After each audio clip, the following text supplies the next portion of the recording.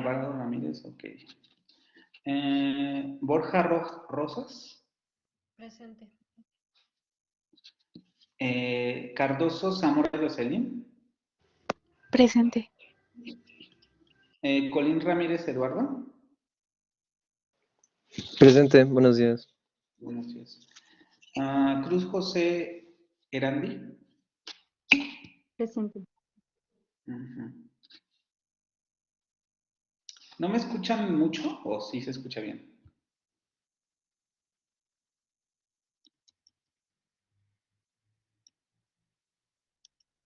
¿Todos me escuchan bien? Solamente. Sí. Cruz Tapia. Presente. Okay. Díaz Laguna, Alan. Presente. Domínguez Fortanel Karime. Presente. Duarte Razo Jocelyn. Presente. Flores López Alexia Monserrat. Presente. ¿De qué campus eres, Alexia? Campus Sur, ok. García Morales Abigail. Presente. García Villalobos Néstor David. Presente. González Fregoso Paola. Presente. Ok. González Profe, García creo que me Rosendo. saltó. García Villalobos Valeria. Sí, presente. Ah, sí. González García Rosendo Ramón.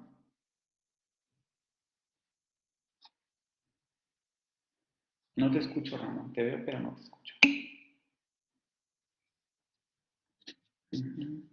Gutiérrez Madrigal José Antonio. Presente. Hernández de Paz Saide Planetsi. Presente. Hernández Sandoval María Magdalena. Presente. Herrera Ponce, Cristian.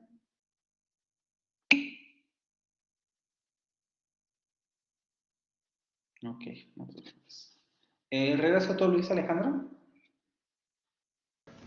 Presente. Jiménez Ábalos Mónica. Presente.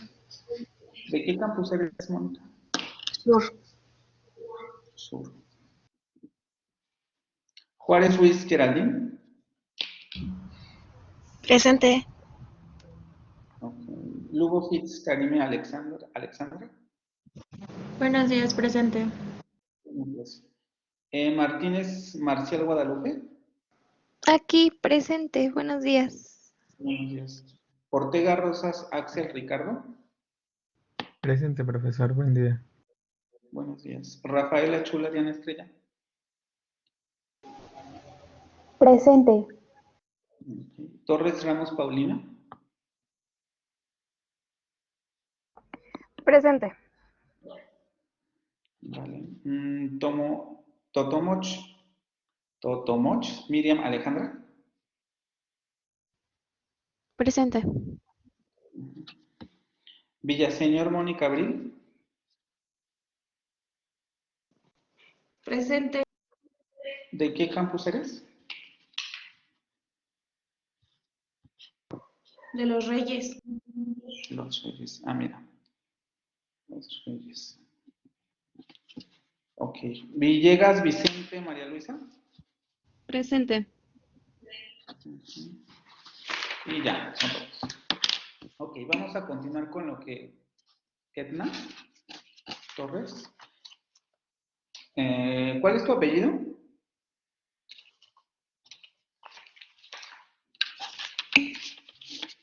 No te tengo en lista. ¿Te acabas de inscribir?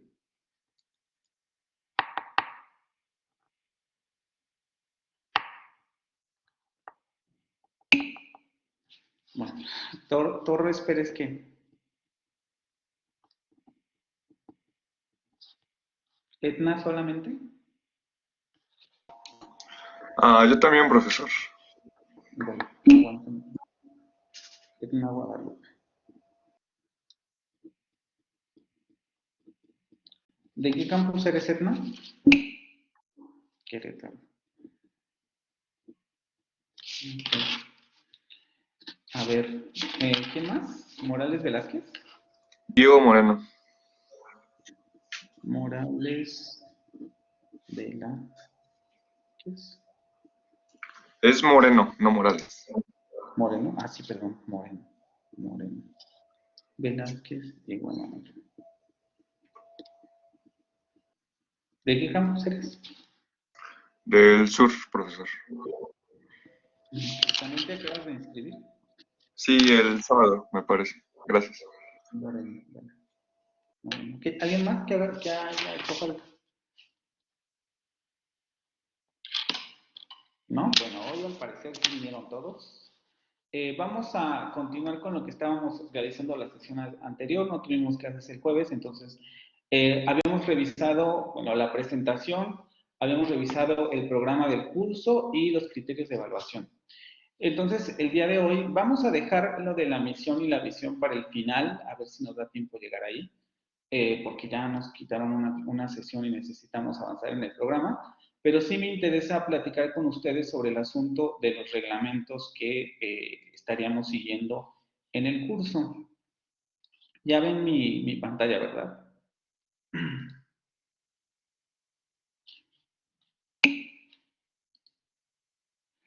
Ok.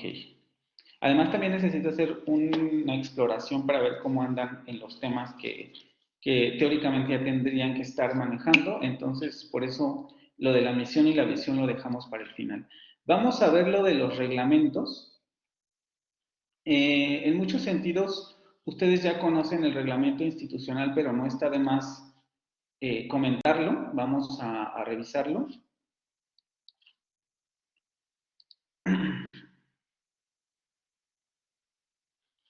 Estos documentos los tienen en Blackboard, entonces no tendrían por qué tener ningún problema para descargarlos ni nada por el estilo. Este primer reglamento que les presento tiene que ver con lo que hace la institución o lo que pide la institución. Evidentemente, no todos los puntos aplican en estos momentos, perdón, por el tipo de sistema en el que estamos trabajando. Pero me gustaría comentar algunos que sí son importantes. Sobre la asistencia, solo pueden entrar a clase los alumnos inscritos, no se admiten oyentes. Es muy difícil que haya oyentes precisamente por la dinámica en la que estamos trabajando, ¿no? Todos tienen acceso a la plataforma porque están inscritos. El profesor está obligado a pasar asistencia a cada una de las sesiones. Yo siempre paso asistencia antes de la sesión. Doy los 10 minutos de tolerancia y luego paso a la asistencia. Después de 10 minutos de iniciada la clase, el alumno que ingrese al salón no tiene derecho a asistencia.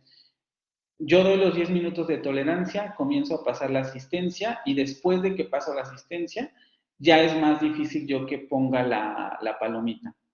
En los casos que veremos en el siguiente reglamento es cuando vamos a hacer a lo mejor ciertas excepciones. Pero después de pasar lista, ya es muy complicado que yo ponga la asistencia, a menos que de verdad haya una situación de fuerza mayor, ¿no?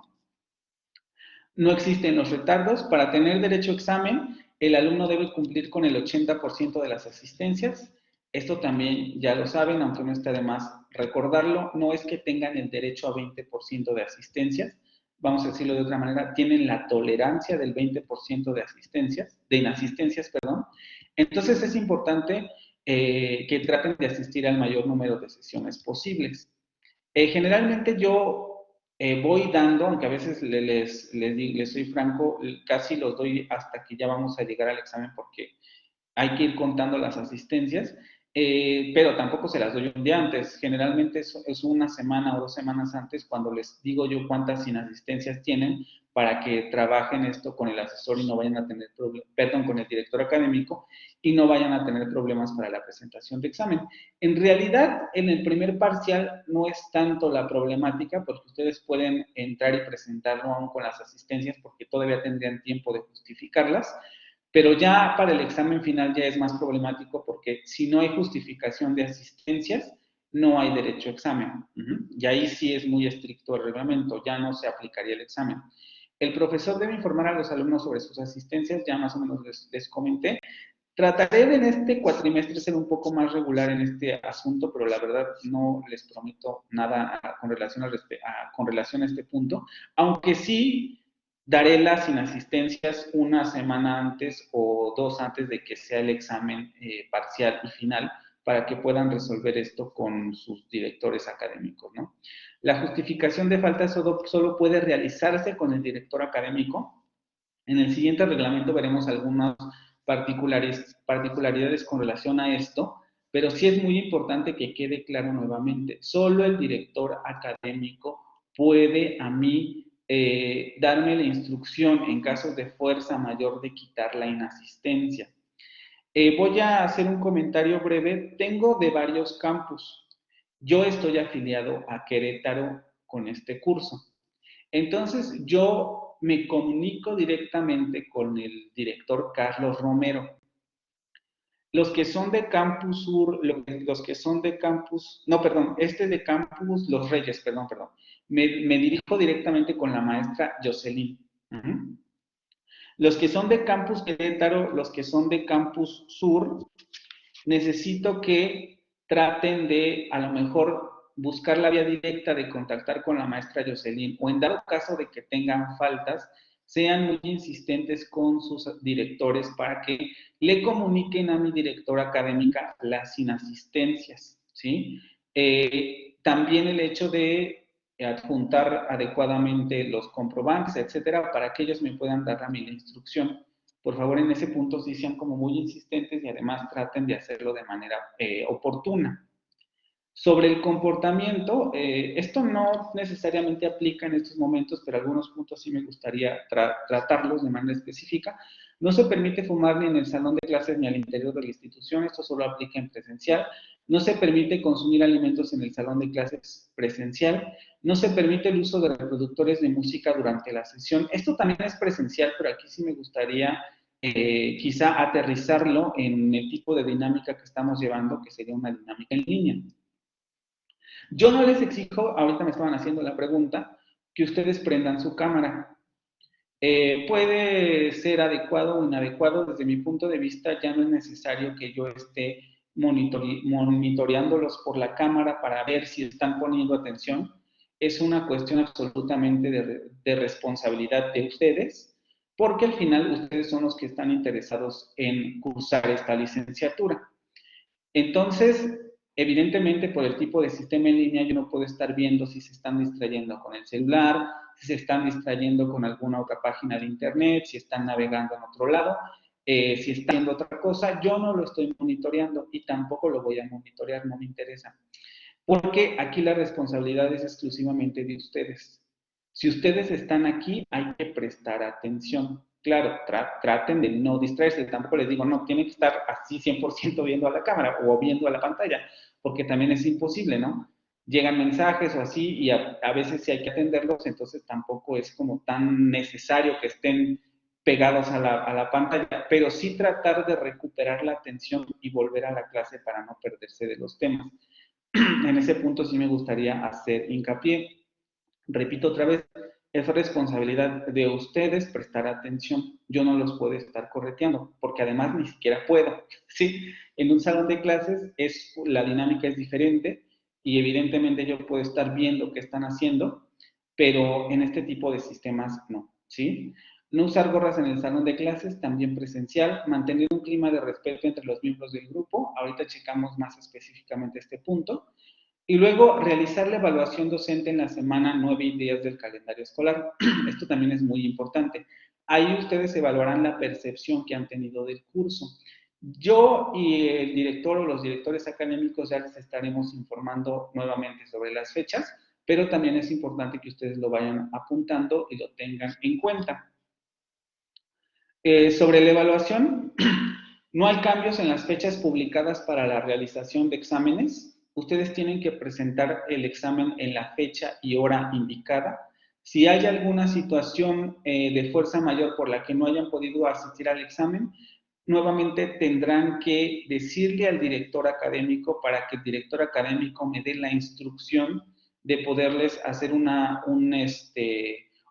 versión adaptativa del examen. Y ojo, otra vez, esto generalmente tiene que ser antes de la revisión del examen, porque en cuanto se publiquen las respuestas del examen, ya no habrá posibilidad de hacer el examen, porque ya estarán las respuestas en la plataforma.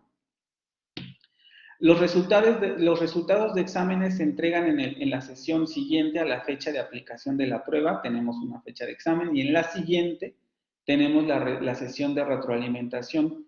Es muy importante que se asista a esa reunión porque ahí comentaremos el examen, si es que hubiera algún error con relación a corrige, y también se les da, bueno, o por lo menos yo, doy la explicación de por qué obtuvieron determinada calificación.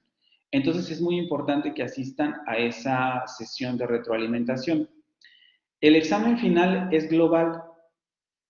Vamos a revisar todo lo que se ha visto en el curso. Solamente al final, en el primer parcial, sí solamente sería la primera mitad del curso.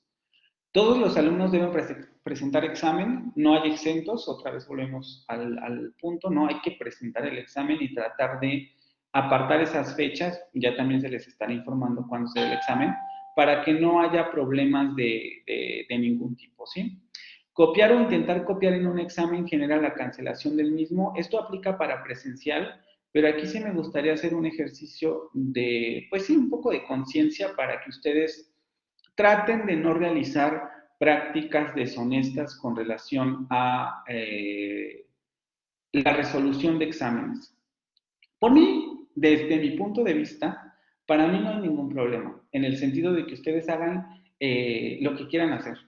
Porque al final del día, el que sale perjudicado, y a lo mejor es una cantaleta que dicen, ay, todo el mundo lo dice, pero es la verdad, son ustedes.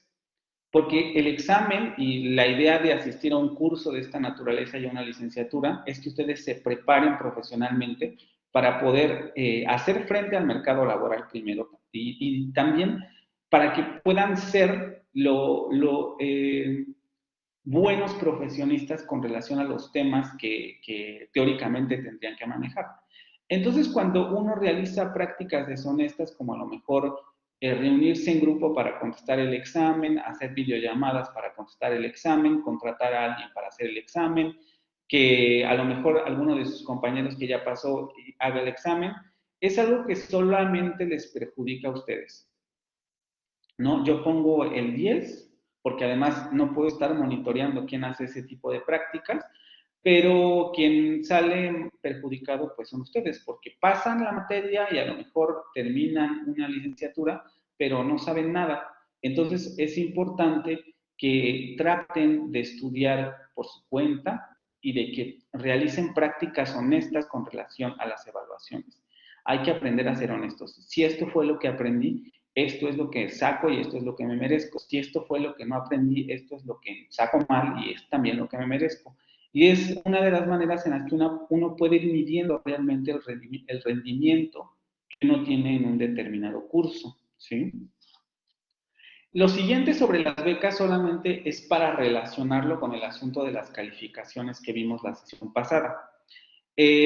Para la renovación de beca de nuevo ingreso, si es que varios de ustedes aún la tienen, se debe mantener un promedio general de 8 de calificación.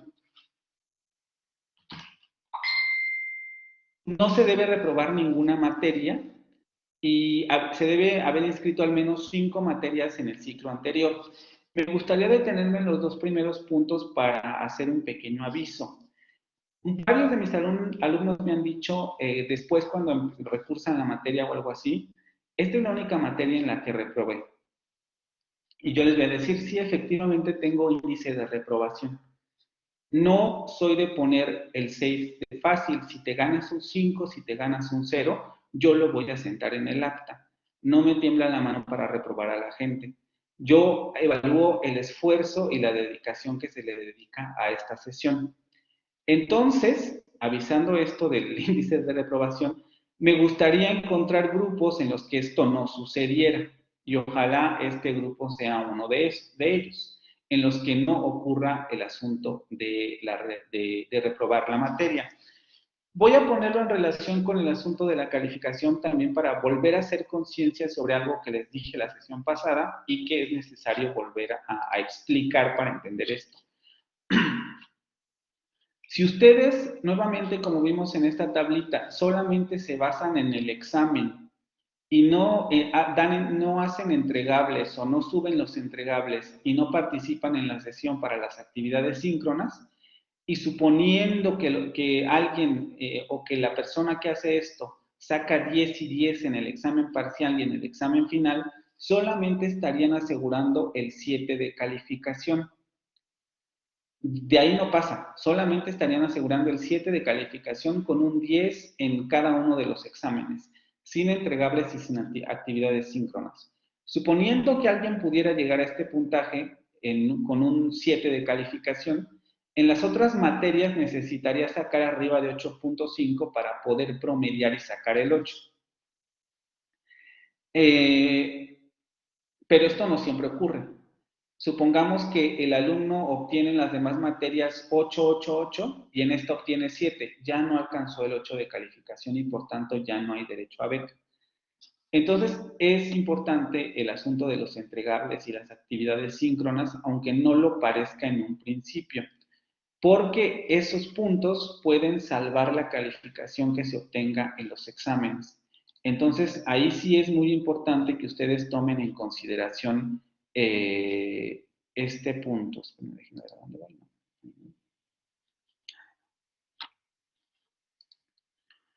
Y lo mismo pasa con la beca Unitec, que es un poco el punto que sigue en el reglamento.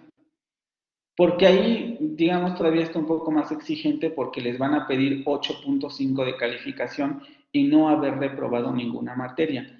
Entonces, es necesario otra vez recalcar, aquí está, beca Unitec, mantener promedio general mínimo de 8.5 para alumnos de FACS, que es la facultad a la que ustedes pertenecen, y no reprobar ninguna materia. Volvemos a lo mismo, no se confíen solamente en los exámenes, sino que traten de enfocarse también en los entregables y las actividades síncronas. Ahorita vamos a hablar un poco sobre las participaciones y cómo es que funcionan, pero me parece importante recalcar eso con relación a este tipo de requerimientos, ¿no? 8.5 y 8 para mantener la beca, y no todos se pueden dar el lujo de perder una beca.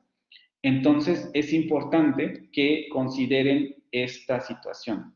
Si yo quiero mantener la beca, necesito sacar un promedio adecuado y, por tanto, tratar de cumplir con todo lo que se pida a lo largo de la asignatura. ¿Alguna duda con relación a esta parte?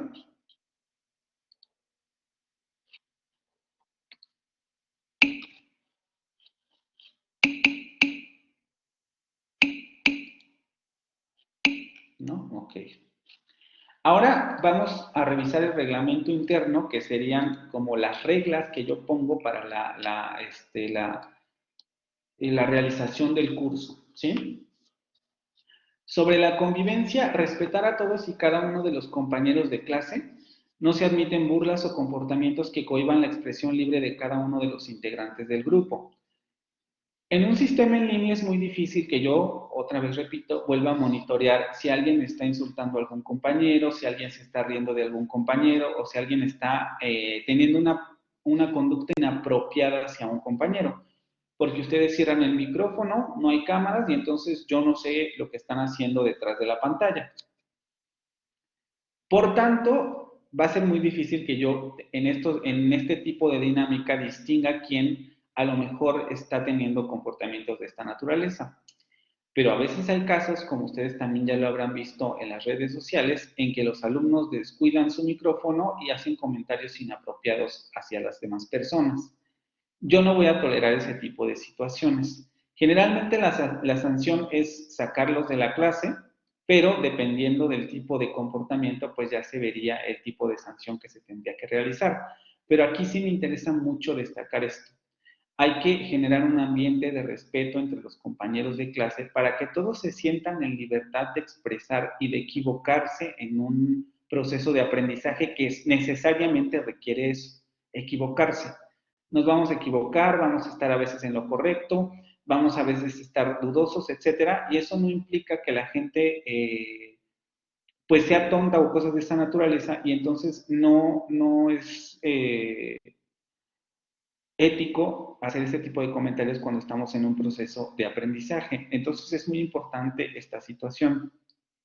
No se tolerará la discriminación de ningún tipo, volvemos a lo mismo, ni religión, preferencia sexual, género, ideología política, etcétera. A mí no me interesa. Lo que me interesa es que aprendan y por tanto tampoco me interesa que haya gente a la que tenga este tipo de comportamientos discriminatorios con los otros compañeros. Estamos en pleno siglo XXI y aunque de todos modos la sociedad parece todavía discutir cosas del siglo XV, creo que justamente ustedes están en una licenciatura porque tienen un alto grado de estudios, o por lo menos eso es lo que pretenden, y justamente saber más nos hace discriminar menos, y yo esperaría eso de ustedes. Todo estudiante es libre de expresar su opinión o inclinación ideológica sobre cualquier tema, siempre y cuando esta expresión no suponga violencia verbal, psicológica o física ejercida sobre cualquier otro integrante del grupo. Por el tipo de tónica de la materia, no necesariamente vamos a entrar a discusiones de esta naturaleza. Pero, voy a hacer un paréntesis porque a veces pasa, uno no siempre sabe hacia dónde van las conversaciones. Entonces no me gustaría que se presentaran momentos incómodos, como otra vez repito, luego surgen en las redes sociales, en donde se trata de imponer un tipo de ideología, y no me estoy refiriendo a nadie en específico, sea de derecha, sea de izquierda, sea pro abortos, no, sea en contra del aborto, lo que se les ocurra, todos tienen derecho a pensar lo que quieran. El asunto es no tratar de imponer ese pensamiento a la otra persona. Y como siempre digo, la única manera de manejar discusiones ideológicas es conversando, negociando a través de argumentos y cediendo sobre los argumentos. Si nosotros como personas no sabemos ceder o no sabemos conceder ante la argumentación de la otra persona y tampoco sabemos defender nuestros puntos de vista con argumentos, mejor evitamos la discusión porque no va a llegar a ninguna parte. ¿Sí? Entonces, en este sentido, sí me gustaría hacer mucho hincapié en este punto. Si se llegara a dar la situación de que hubiera alguna discusión de este tipo, si no se puede llegar a un acuerdo, simplemente se detiene la discusión. Porque no vamos a estar peleándonos en una clase de licenciatura con temas de esta naturaleza. No se permiten comportamientos inapropiados o de índole sexual de ningún tipo. Esto, digamos, en este medio no hay tanto problema, porque no lo estoy viendo, pero tratar de no tener a lo mejor distracciones de ninguna naturaleza para evitar distraerse de la sesión. No se permite entrar al aula en estado de ebriedad o en estado alterado de conciencia por sustancias psicotrópicas. Aquí en este caso la recomendación sería tratar de asistir a la clase sin este tipo de situaciones, porque eso entorpece a nivel cognitivo nuestras habilidades y necesitamos estar al 100 para no tener problemas después con el asunto de exámenes o evaluaciones, ¿sí? Sobre la clase, aquí vamos con lo de las asistencias y las participaciones. El tiempo de tolerancia para asistir a la clase virtual y cuando así ocurra la presencial es de 10 minutos. Pasan los 10 minutos y paso lista, ya no pongo generalmente la asistencia, a menos que ocurra lo que vamos a ver en esta otra viñeta. Vamos a ver primero la inicial. El alumno que no responda al llamado del profesor cuando éste lo interpele durante la sesión para participar o realizar alguna actividad perderá la asistencia que en su caso haya obtenido al inicio de la clase. Esto lo hago con el fin de monitorear que ustedes sigan en la sesión. Yo paso la asistencia por lista. ¿Por qué? Porque como es un motivo de evaluación, va a equivaler al 10% de las actividades síncronas de inicio. Para mí las participaciones equivalen a ese 10%. Ya después se verá si se agrega alguna otra actividad para promediarlo con ello, pero en principio yo evalúo esa sección con las participaciones. Entonces, el motivo para pasar lista a través de para las participaciones a través de la lista es que todos tengan la oportunidad de participar. Ya dependerá de ustedes si toman o no la oportunidad. Eso ya es asunto suyo.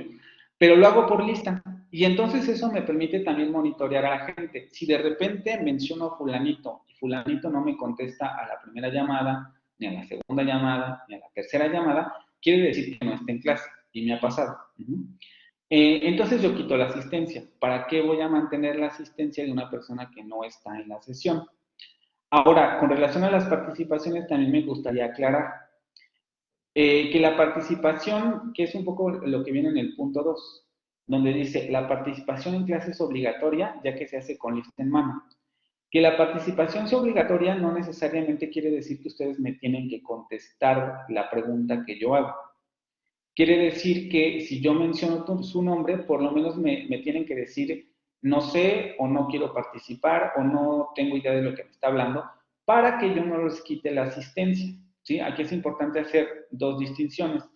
Cuando alguien me contesta que no quiere participar o que no sabe o sí, etcétera, pero me contesta, lo único que gana es que yo no le quite la asistencia. Para yo considerar una participación, la participación debe aportar algo a la sesión, debe relacionarse con el tema, debe tratar un punto relevante con relación a los temas que estamos viendo, debe aportar algo a la clase o responder la pregunta que estoy haciendo.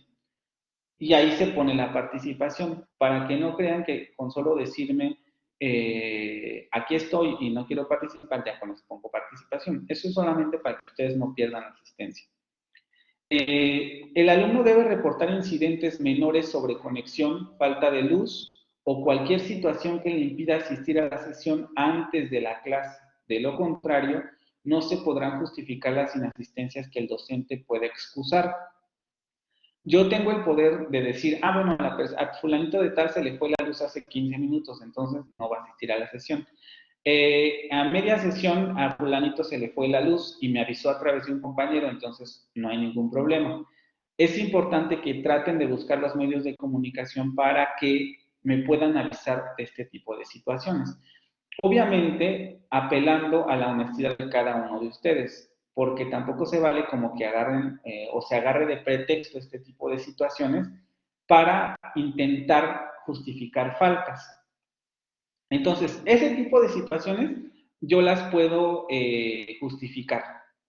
En casos de fuerza mayor, la justificación debe hacerse directamente debe hacerse con el director académico.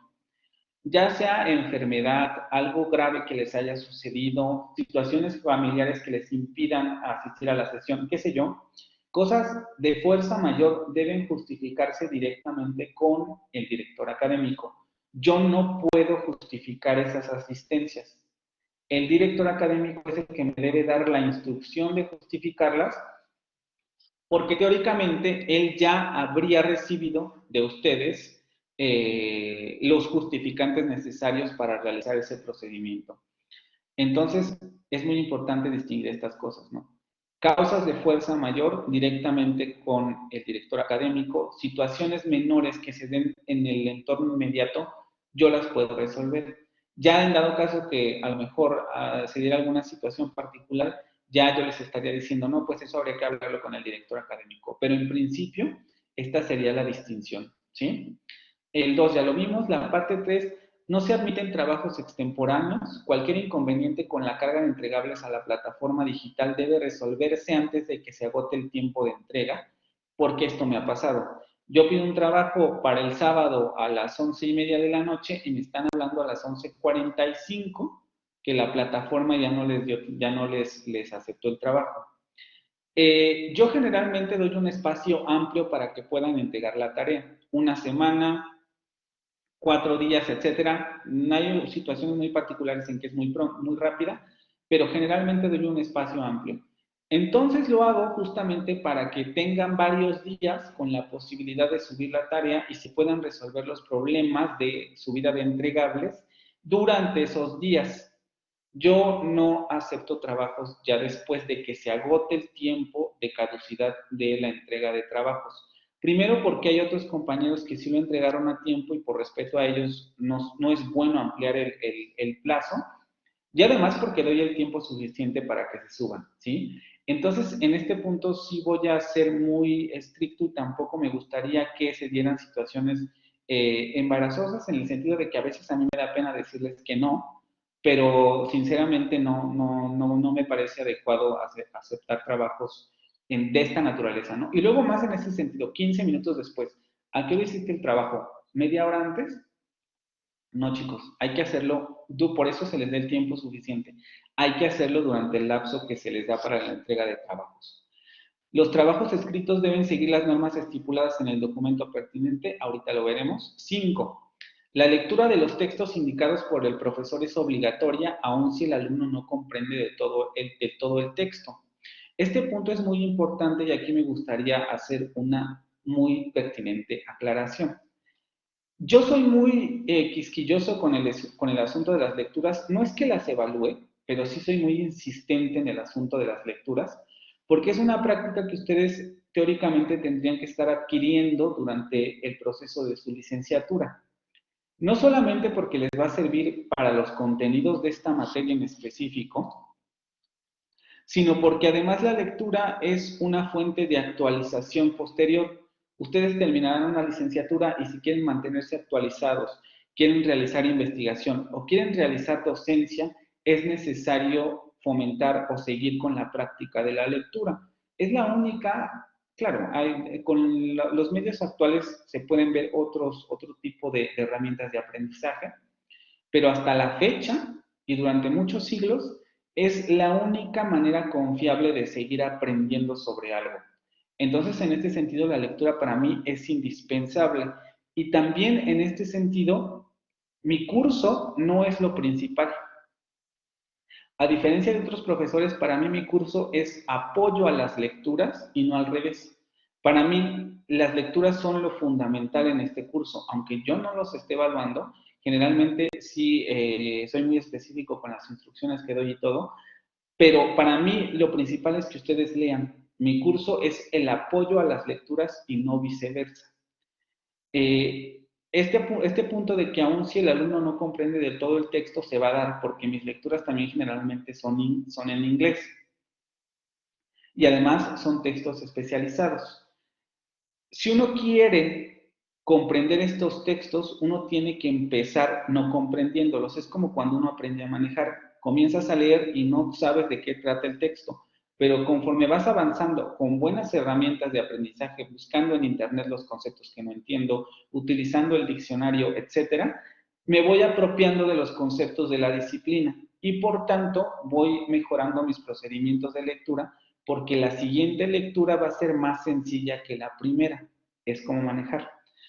Entonces, por eso es importante que aunque en un principio ustedes no comprendan el texto, no se desanimen y continúen leyéndolos, porque es la única manera en la que podrán solventar o solucionar los huecos teóricos o los huecos intelectuales que tengan a nivel de la materia. Esto del celular nada más también es presencial, pero creo que es importante por el asunto del sistema en el que estamos con relación a otro de los puntos que habíamos trabajado. El celular cuando se usa como medio de distracción será motivo de una llamada de atención. En caso de reincidir en el comportamiento se pedirá al alumno que abandone el aula. Aquí lo único que les pediría nuevamente, como les dije hace un momento, tratar de no distraerse con este tipo de cosas, ¿no? Yo sé que TikTok es muy adictivo, pueden estar en YouTube, pueden estar en lo que se les hincha ahí en el celular, ¿no? Pero sí me gustaría que trataran de dejarlo a un lado por lo menos de estas 2 horas y pusieran atención a la materia, ¿vale? ¿Alguna pregunta con relación a esto que acabamos de revisar?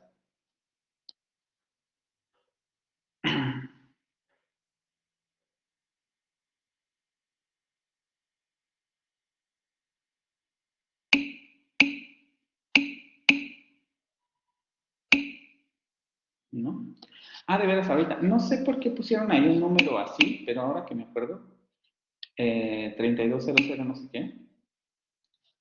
¿Quién no está en el grupo de WhatsApp antes de que pasemos al otro tema? De WhatsApp. Yo, profesor. Ok, les voy a pasar la liga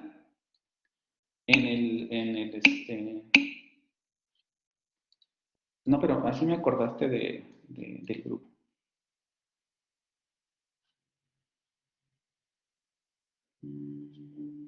Política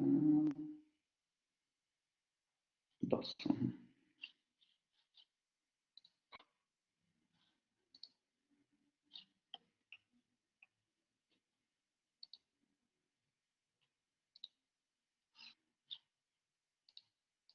A ver, es que algunos me mandaron mensaje, pero no tenía su nombre, entonces dije, no sé si son de este grupo o no. Les paso el link para que se unan. Está en el chat.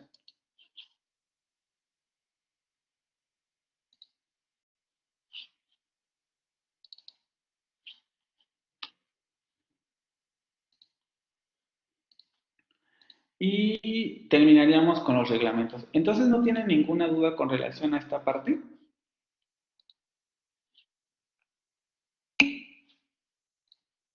Vale, vamos con los entregables. El asunto de los entregables. En entregables o en la pestaña de entregables ya tendrán también 3 documentos desde la sesión pasada. Primero tenemos una lista de entregables en donde yo generalmente pongo el nombre de la actividad que se realizó, la fecha en que se pidió y la fecha de entrega. Esto lo hago porque generalmente a ustedes les desaparece la pestaña de carga, entonces a veces no tienen como el registro de cuántas actividades o qué actividades llevamos y por eso me parece importante ponerlo aquí. Lo pueden revisar también en el centro de calificaciones, pero a veces eso es un poco más difícil de manejar, ¿no? Me tardo un poco en actualizar esta lista, pero sí voy poniendo los entregables que vamos realizando. Después van a tener una carpeta con herramientas para elaborar trabajos escritos. Aquí es donde está el documento, el que dice estipulaciones para la entrega de trabajos escritos, que ahorita veremos qué influencia tiene en la rúbrica, que pido que manejen para la realización de trabajos de esta naturaleza, y es el primero que vamos a revisar.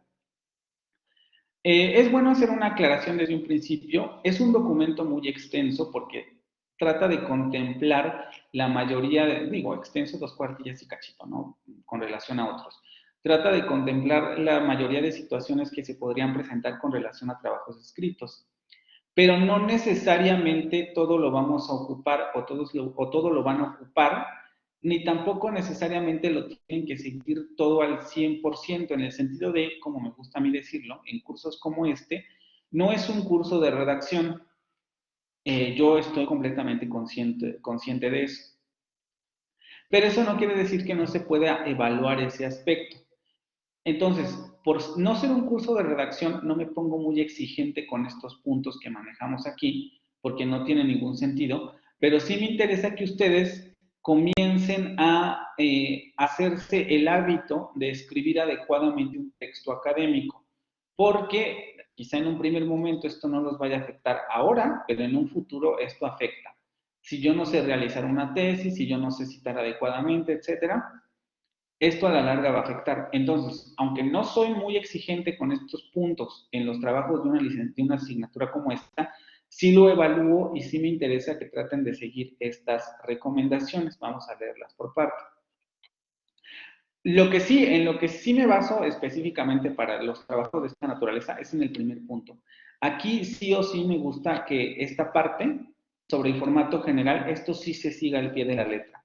Utilizar hojas tamaño carta, elaborar los trabajos a computadora, no se aceptan escaneos, fotos o textos elaborados en hojas de cuaderno, a menos que se indique lo contrario. Si yo les digo, este trabajo se va a aceptar con un escaneo, con una foto, entonces sí suben el escaneo o la foto. Pero si no, se tiene que elaborar a computadora. Utilizar fuente Times New Roman o Arial a 12 puntos, interlineado a 1.5 líneas o doble, porque a mí me interesa poder hacer los comentarios pertinentes a sus trabajos y necesito espacio. Cuando ustedes me enciman mucho las líneas, en el sentido de que las dejan muy pegadas, no tengo espacio para realizar comentarios y necesito ese espacio para ponerles, ¿no? Correcciones de ortografía, de estilo o incluso de contenido. Configuración de márgenes en modo normal, 2.5 centímetros en la parte superior e inferior de la página y 3 centímetros en la parte izquierda y derecha de la misma. El modo normal es el que les da Word de default. O en su defecto, configurar los márgenes según el formato APA, 2.5 centímetros para los 4 lados de la página. Justificar el texto. En la edición 7 de APA ya no se pide justificar el texto, pero yo sí quiero que lo justifiquen porque no justificado se ve muy feo. Cuando uno no justifica el texto suele verse como se ve esta lista, con todos estos huecos blancos. Y la justificación del texto lo que hace es encuadrar el texto a ambos márgenes. Entonces necesito que justifiquen el texto a margen derecho. A veces no hay mucho problema con el margen izquierdo porque es donde empezamos a trabajar el texto, pero el margen derecho sí a veces presenta dificultades porque no justifican el texto de este lado. Cuando así lo amerita el documento, utilizar sangrías para distinguir párrafos. Esto es cuando, por ejemplo, Word no da el salto de párrafo. Hay que tratar de distinguir párrafos mediante las sangrías. Usar comillas inglesas o españolas para la señalización de citas directas. Ay, perdón. La Real Academia Española pide específicamente las comillas españolas. Pero como sabemos, pues aquí utilizamos también de forma regular las inglesas. Entonces, para mí no hay ningún problema el uso de una u otra. Que sí es problemático el no usarlas cuando tenemos citas directas. Abajo veremos por qué. Pero aquí es importante comenzar a acostumbrarse a utilizar comillas. Utilizar un encabezado similar al que presenta este documento, pero sustituir la línea profesor por nombre del alumno. El encabezado es este. En lugar de profesor se pone alumno. Numerar páginas. Ya después lo que viene, quizá otros puntos no sean tan relevantes, dependiendo del trabajo, ¿no? Sobre títulos y subtítulos. Título principal del documento centrado en negritas y con la indicación del número de entregable. Ejemplo, entregable 1, respuestas a las preguntas planteadas en clase, bla, bla, bla. Utilizar numeración del tipo 1, 1.1, 1.1.1, 2, 2.2, 2.2.2 y así sucesivamente para marcar títulos secundarios y terciarios. Esto depende de cómo se jerarquiza la información. Generalmente yo no pido trabajos tan complejos y complicados, pero es importante que si en algún momento se da la situación de que ustedes necesiten jerarquizar información, hay que utilizar este tipo de jerarquías. No utilizar colores para señalar títulos o resaltar texto. En su caso, preferir el uso de negritas o cursivas de forma uniforme para destacar palabras o partes del texto. Hay espacios para utilizar la creatividad y había espacios suficientes para utilizar la creatividad en la preparatoria. Ahorita se pueden tomar clases de música, clases de pintura, etcétera. O sea, hay espacios para esta parte. Pero en una licenciatura se tienen que acostumbrar a realizar trabajos académicos sobrios. Por tanto, no quiero colores en títulos o texto, márgenes con colores no me interesan. Se pueden utilizar a veces colores para resaltar texto, pero siempre y cuando el color esté justificado. Si el color no tiene ninguna justificación, no es necesario utilizar el color. Entonces, en este sentido, también sean muy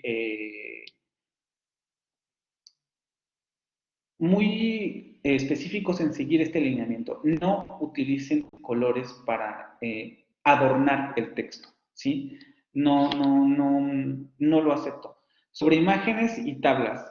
Utilizar el mismo formato para todas las tablas, si es que hubiera tablas.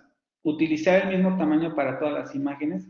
En este caso sí es relevante aclarar este punto porque, aunque los trabajos a veces no suelen ser tan extensos, si yo pido 2 cuartillas y ustedes me dan una cuartilla de texto y una cuartilla con una imagen completa, ese trabajo no es válido porque no tienen los requerimientos específicos.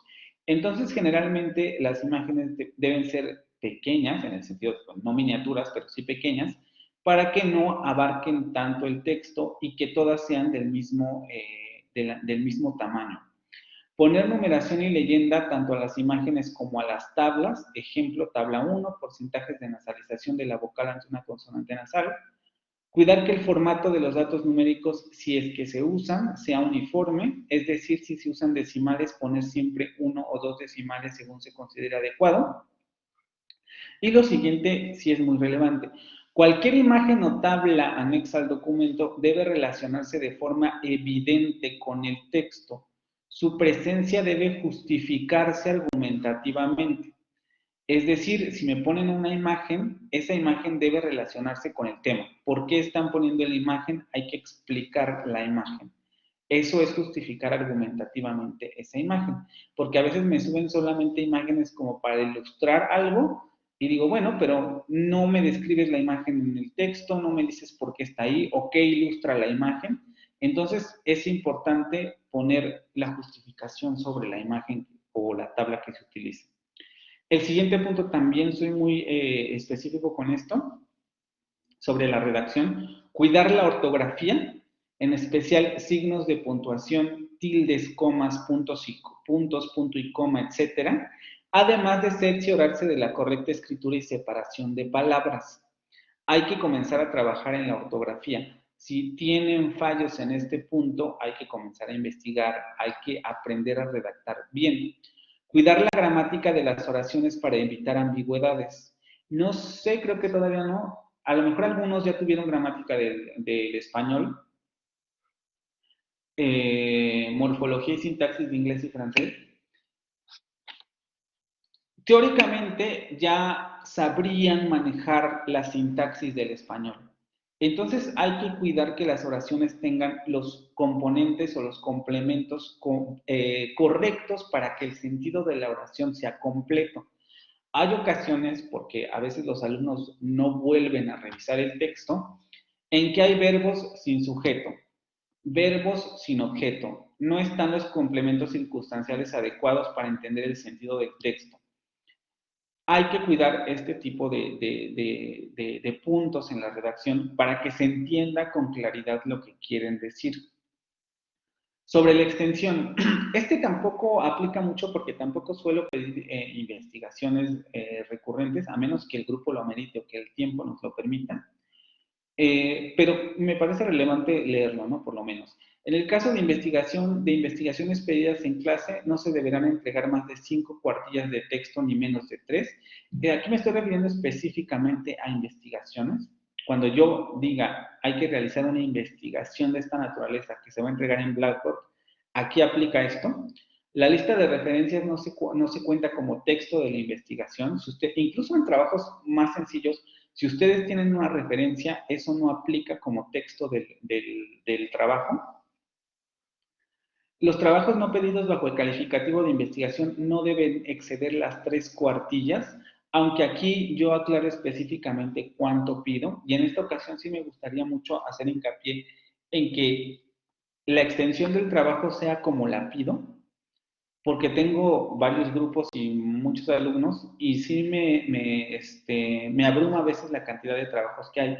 Entonces necesito que sean muy cuidadosos en seguir los lineamientos que yo les ponga. Si les digo una cuartilla, que solamente sea una cuartilla. Evidentemente se pueden exceder a lo mejor 3 renglones, un párrafo más, pero si yo pido una cuartilla y me entregan 3, ahí es donde está el problema. Ya no reviso las otras 2, ¿sí?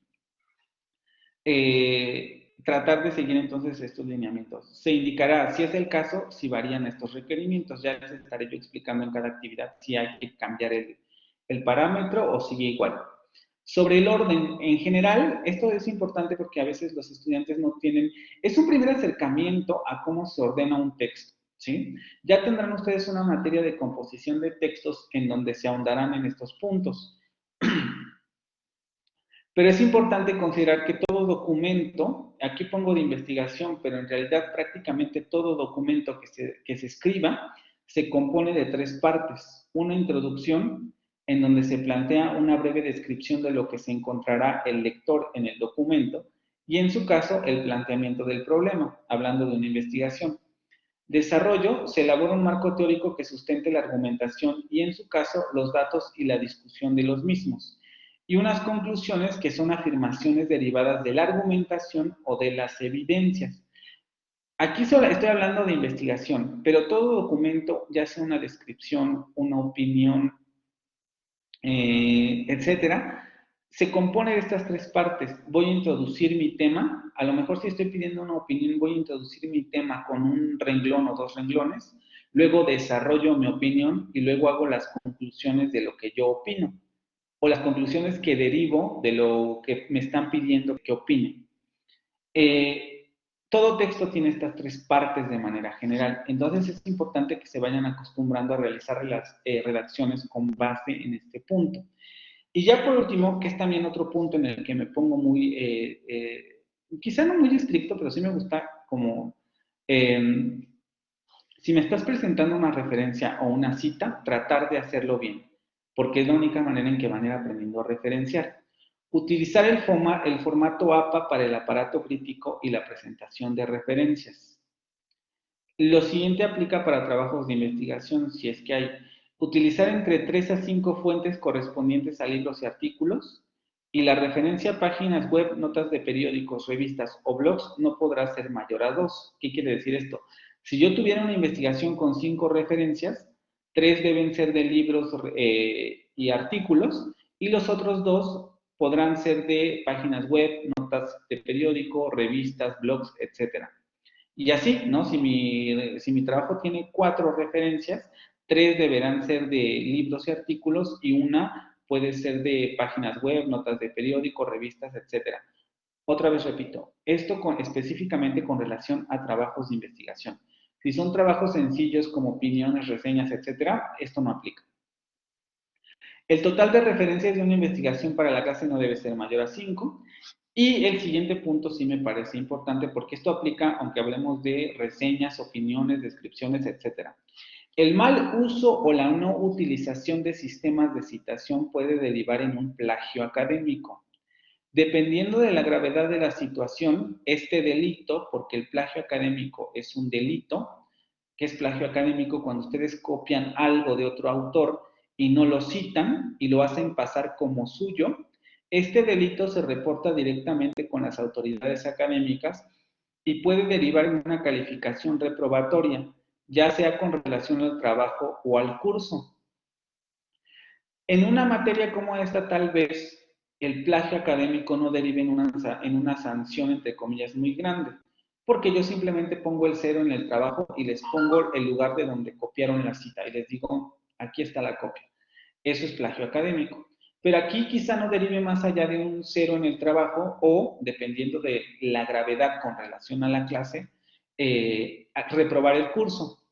Pero este tipo de prácticas hay que irlas eliminando porque ustedes van a llegar a un nivel en el que a lo mejor alguien se va a querer titular por tesis. Y si no saben citar adecuadamente sus fuentes, pueden incurrir en este delito.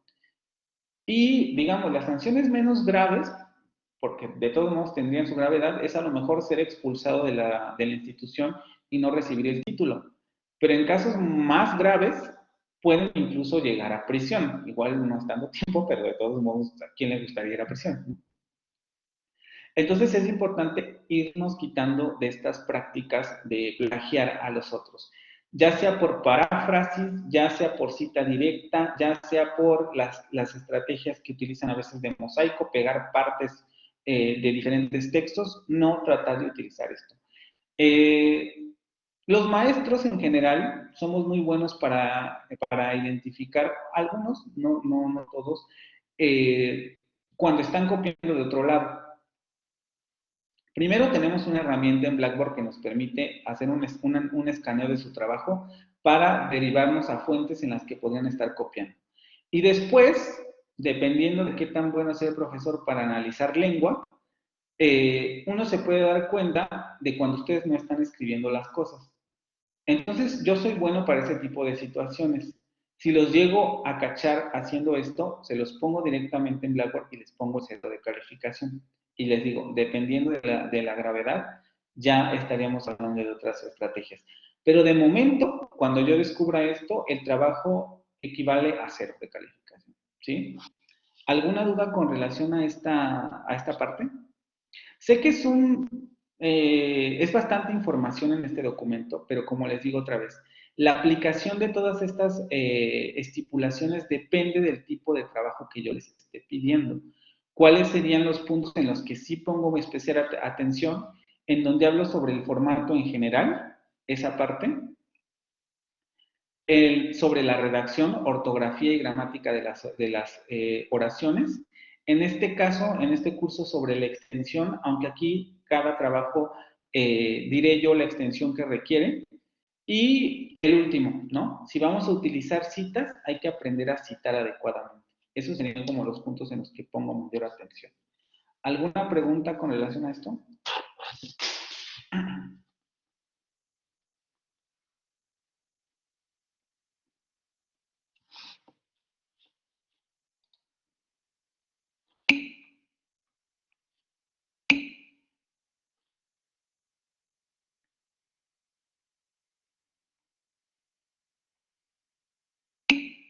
¿Todo bien? Ok. Y ya para ir terminando esta parte y pasemos a lo de la misión y la visión, aunque no se nos va a dar tiempo. Ojalá y sí. A ver. No, perdón. Presentarles esto. Aquí tienen una guía simplificada del formato APA. Luego los alumnos no le hacen caso, pero son 13 páginas, chicos. No les va a tomar más allá de a lo mejor unas 2 o 3 horas.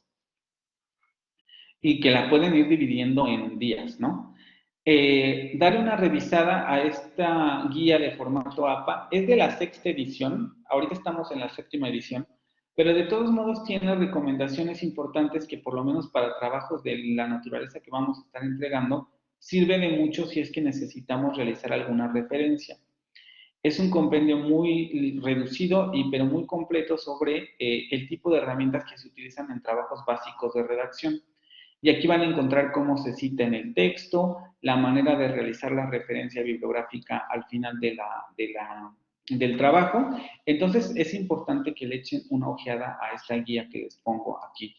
Y también luego un poco para que no haya pretexto de, es que no sé cómo realizar la cita. Aquí tienes la guía, ¿sí? Ya si no hay alguna cosa que quieras citar y que no esté en la guía, pues para eso también está internet. ¿Vale? Entonces, esa guía sí les recomiendo que la revisen. También a veces hay cursos sobre formato APA en la universidad, entonces, si lo ven por ahí y les llega la notificación de que pueden registrarse, traten de tomar cursos con relación al formato APA, que es el que se utiliza principalmente. Ahora, solamente para presentarles la rúbrica general que utilizo para evaluar trabajos. Esta siempre la ocupo, nunca la había explicado de esta manera en mis otros cursos, pero me pareció relevante ahora sí para que quedara también un poco claro cómo evalúo los trabajos. Esta rúbrica se aplicará de forma general a todos los trabajos y consiste en la evaluación de 2 aspectos. El formato, que se refiere a la parte visual del texto, se evalúa según lo señalado en el documento Estipulaciones para la entrega de trabajos escritos, y su valor es de 2 puntos del total de calificación. El aspecto del formato de trabajo equivale a 2 puntos del total de la calificación. Por eso les digo, yo sé que no es un curso de redacción, entonces al formato solamente le doy 2 puntos. Pero de todos modos lo evalúo porque es necesario que ustedes vayan mejorando en la parte de su escritura. El contenido se refiere a la parte semántica del texto. Se evalúa el contenido, la calidad de la información, las fuentes consultadas, la capacidad argumentativa del alumno, su apego a las instrucciones dadas para la actividad, coherencia, cohesión, claridad de las ideas, etc. Su valor es de 8 puntos del total de la calificación. La siguiente tabla resume los criterios y los valores asignados a cada uno de los niveles de rendimiento en que se divide la rúbrica. Cada aspecto lo divido en 5, muy malo, 0, 0, malo, 0.5 o 2 en el contenido, regular, 1 para el formato y para el contenido 4, bueno, 1.5 para el formato y para el contenido 6, y excelente, 2 para el formato y 8 para el contenido. Y ya dependiendo de lo que saquen en cada aspecto, pues irá sumando, ¿no? Supongamos que alguien saca un 8 en el contenido tiene 8 puntos, y a lo mejor en el formato tiene 1 punto, pues tendrá un 9 de calificación en el entregable. Es difícil que ocurra esto porque generalmente si tenemos mal el formato, tenemos mal el contenido. La relación es directamente proporcional. Si no sabemos escribir adecuadamente, nuestro contenido va a ser deficiente porque vamos a generar ambigüedades, vamos a generar frases sin sentido, vamos a generar redundancias, las ideas no van a estar bien conectadas porque no estamos utilizando adecuadamente la gramática. Entonces suele ser muy difícil que ocurra eso, ¿no? Generalmente están más o menos en el mismo nivel. Pero esa es mi rúbrica general. Ahora bien, aunque es la rúbrica principal de cualquier entregable, esto no quiere decir que sea adecuada en todos los contextos, por lo que se informará al estudiante en la misma actividad o en la retroalimentación si su aplicabilidad es suspendida o modificada. Yo tengo esta rúbrica, pero eso no quiere decir que esa rúbrica sea adecuada para todos los trabajos que vamos a realizar. Entonces ya les estaré yo informando. En este trabajo voy a evaluar de manera orgánica o en este trabajo voy a realizar esta otra evaluación porque el trabajo requiere otro tipo de estrategia. Ahora bien, también suele ocurrir que aunque el trabajo se puede evaluar con esta rúbrica, a veces la rúbrica no me da el valor que yo evalúo el trabajo debe tener. Supongamos que alguien con la rúbrica tiene 7, pero para mí el trabajo es de 7.5. Si la rúbrica no me da para poner el 7.5, yo pongo directamente la calificación 7.5. Supongamos que el trabajo sacó 7, pero para mí el trabajo es de 5, o sea, saca 7 con la rúbrica, pero desde mi punto de vista el trabajo es para un 5. Yo pongo directamente el 5 en la calificación. Y generalmente explico por qué se obtiene esa calificación. ¿Sí? No es que sea capricho ni nada, sino simplemente, no, la rúbrica no me da para ponerte esa calificación, la tengo que bajar o la tengo que subir de manera manual. Y ahí es donde no aplico la rúbrica general. ¿Sí? ¿Alguna pregunta con relación a esto?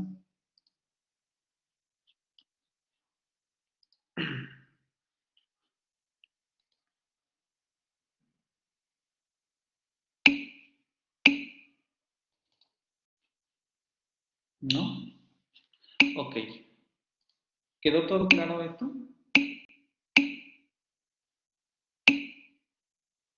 Ok. Entonces ya por fin terminamos estas partes. Nos faltaría lo de la misión y la visión, pero no, para no aburrirlos ahorita, vamos a hacer primero el examen exploratorio de los temas que teóricamente ya tendrían que manejar, y dejamos lo que quede de tiempo para leer lo que alcancemos de la misión y la filosofía, porque tampoco me gustaría detenerme con ello en la siguiente clase, porque si no nunca vamos a empezar el programa. Entonces, vamos a realizar el examen exploratorio para ver en qué temas están fallando y qué temas tendríamos que volver a revisar, y a partir de eso ya dejarles la lectura para la siguiente sesión. Espérenme un tantito. Esto ya está. Ok.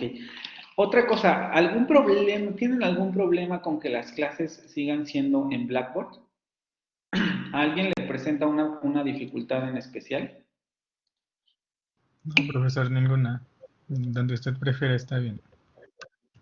Ok, es que a mí me gusta más Blackboard, ¿no? Por eso pregunto, porque sinceramente a mí me gusta más, pero no sé si alguien a lo mejor tenga problemas de conectividad o cosas por el estilo. ¿No? Ok. Vamos a documentos.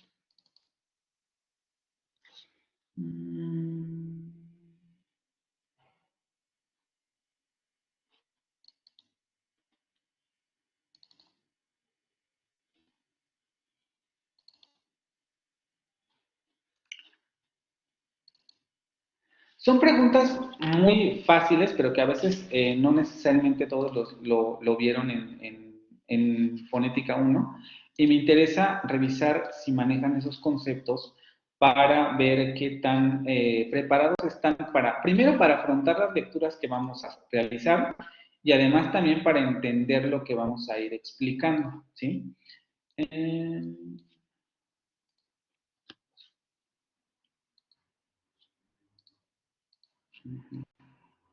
¿Me dicen si ya ven la presentación, por favor? Son preguntas abiertas para quien quiera contestar, perdón. Y también un poco que me digan en el chat, quien me quiera contestar por el micrófono me levanta la mano. Pero también para quien quiera contestar en el chat es importante para ver quiénes sí y quiénes no vieron este tema. Incluso si me pueden ir especificando, ¿no? Voy a ir apuntando. Okay.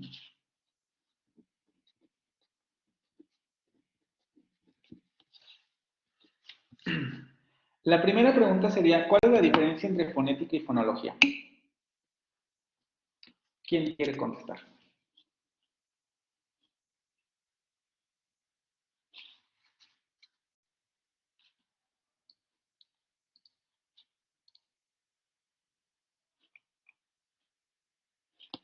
O por número de lista. A ver, Axel.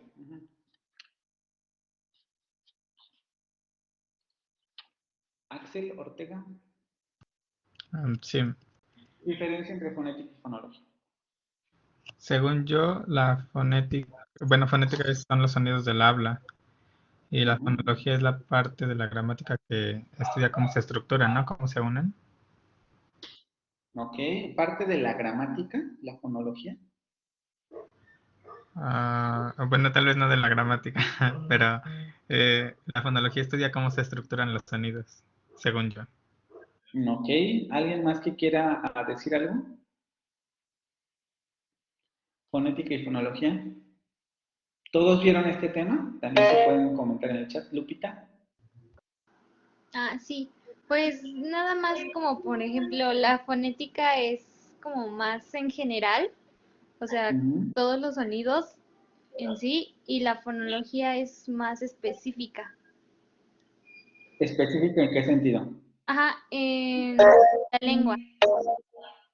Ok, Luisa Villegas. Sí, bueno, la fonética es la que estudia cómo se van a producir esos sonidos a nivel físico y Ajá. la fonología, se involucra más en el sonido. Ok, pero en el sonido, ¿en qué sentido? Mm, este, pues ¿Te refieres a la onda sonora, por ejemplo? sí, sí, sí, a No. cómo suenan estas palabras. Ok, a ver, todos los demás vieron el tema entonces, ¿no? Hay algunos errorcillos ahí, pero digamos que más o menos tienen clara la diferencia, ¿no? En la lectura, si es que hacemos esa lectura, vendrá también la definición. Todos vieron el tema, ¿no? Es el primerito, entonces teóricamente todos tuvieron que haber visto esto. ¿Alan? Sí, la Ujú. fonética estudia de dónde provienen esos sonidos y la fonología la representación gráfica de la escritura, o sea, de esos sonidos. Ok. Estas últimas dos participaciones tienen errores, ¿no? Por ejemplo, cuando me dicen estudia cómo se produce el sonido y hablo de la onda sonora y me dicen que eso estudia la fonología, no necesariamente. Como bien dijeron los compañeros al principio, la fonología estudia los sonidos o los fonemas, vamos a decirlo así, como partes funcionales al interior de un sistema lingüístico, ¿no? Por ejemplo, en el español, ¿qué tipo de fonemas o cuáles son los sonidos que funcionan en el español, que son distintivos para el español? Eso estudia la fonología, ¿sí? Y en efecto, la fonética, por eso tampoco se relaciona con la escritura. Se puede hacer una representación o una transcripción fonética o fonológica. Las dos pueden escribirse, ¿vale? Mientras que la fonética, como bien decían, estudian los sonidos en general o cómo se pronuncian en realidad, ¿no? Como, por ejemplo, lo que estoy diciendo ahorita, evidentemente está compuesto por fonemas, pero varios de esos fonemas están modificados por el contexto fónico en el que aparecen esos fonemas. Pero esas características o esos rasgos que adquiere el fonema mientras voy hablando, no necesariamente son distintivos para el español. Esa sería la diferencia entre fonética y fonología. Vamos a ver a la siguiente pregunta. ¿Qué es un fonema?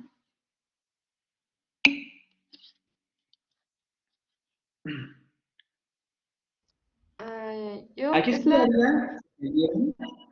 A ver, adelante. ¿no es la representación de cada sonido que tiene la lengua? Ok. ¿Alguien más? Es la representación escrita, ¿no, profe? Como tal del sonido de la palabra. A ver, Alejandro, ¿quién más? Alguien más iba a hablar, pero Alejandro, Yo. ajá. Es la unidad mínima sonora que tienen los sonidos, ¿no? En cuestión de las variaciones no sé, para diferenciar la distinción entre las lenguas o así. Ok, me gustó lo primero que dijiste, ya lo segundo me perdiste, ¿no? Unidad mínima del sonido, dijiste, ¿no? Sí. Eso me gustó un poquito más. Ya lo que sigue entraría en mis dudas. A ver, son sonidos vocálicos y consonánticos, ok. ¿Alguien más? ¿Qué es un fonema? ¿Y alguien me puede decir, esta pregunta ya es un poco más complicada, que viene creo que después, bueno, vamos a dejarla para la siguiente pregunta. Creo que está en uno de los siguientes diapositivas. ¿Alguien más con relación a qué es un fonema? Es la definición más básica la que estoy pidiendo, ¿no? La que les dan primero. Lo veremos, al parecer, ¿todos vieron este tema? Por eso les digo, me gustaría que por lo menos me dijeran en el chat cuando haga esta pregunta si sí o si no.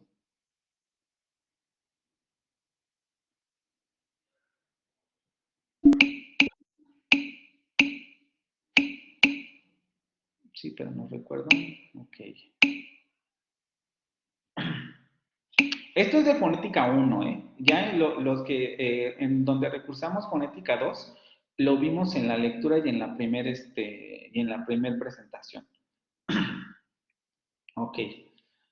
A ver, la siguiente pregunta. ¿Qué es un alófono? Es la pronunciación del fonema. ¿Quién me habló? A ver, déjame regresar aquí. ¿Yaeli? ¿Jaeli? Sí. Ah, ok. La pronunciación de un fonema, Axel Ricardo Ortega. Sí, según recuerdo, es la variación de la pronunciación como para un mismo fonema. Exactamente, esa definición está mejor, ¿no? Variación en la pronunciación de un determinado fonema. ¿Todos tienen claro este concepto? ¿Todos lo vieron?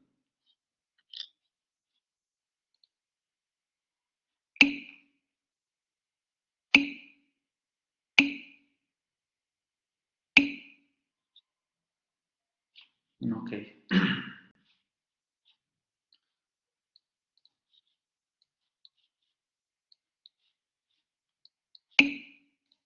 Siguiente pregunta. ¿Cuáles son las características de un fonema como elemento funcional en una lengua determinada?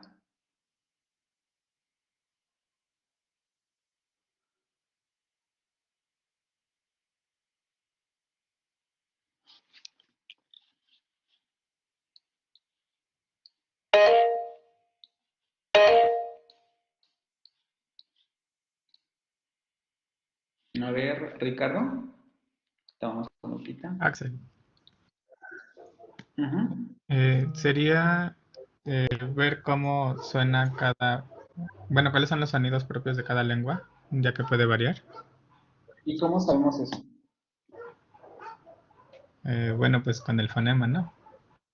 Pero ¿qué tipo de características, a qué tipo de características debe responder el fonema para saber que es un elemento funcional en una lengua determinada? No lo tengo claro. Ok, a ver, vamos con Lupita, creo que estaba Lupita. Sí, yo, pues es que Ujú, así muy bien que me acuerde, pues no, ¿verdad? Pero recuerdo como ujú, dos ideas. Uno es que un fonema era abstracto, ujú, porque era pues una idea mental del sonido. ujú. Y recuerdo que tampoco era como significativo Ujú. y ya. ¿Por qué? A ver, cuando me dices que la imagen mental del fonema es significativa, ¿a qué te refieres? Ay, pues es que creo que depende, ahora sí que de la pronunciación o el significado de las palabras, ¿no? A ver, ¿alguien más? ¿Quién más quiere intentar responder esta pregunta? Déjenme ir al chat. ¿Alan? No podría ser para describir gráficamente el sonido en una lengua en específico o identificar acentos en diferentes idiomas. ¿Y cómo realizaríamos eso?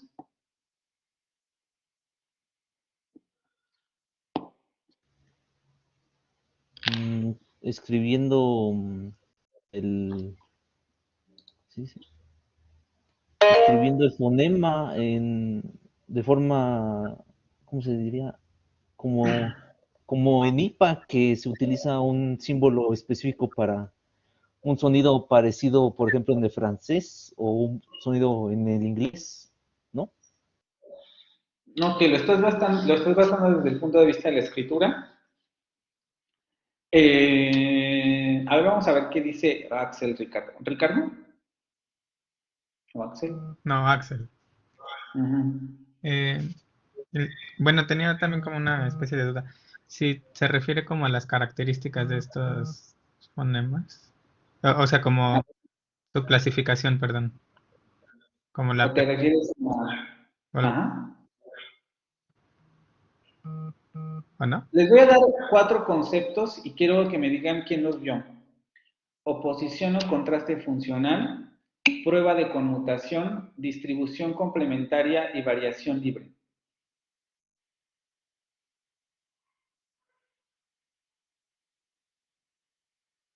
¿Vieron esos conceptos?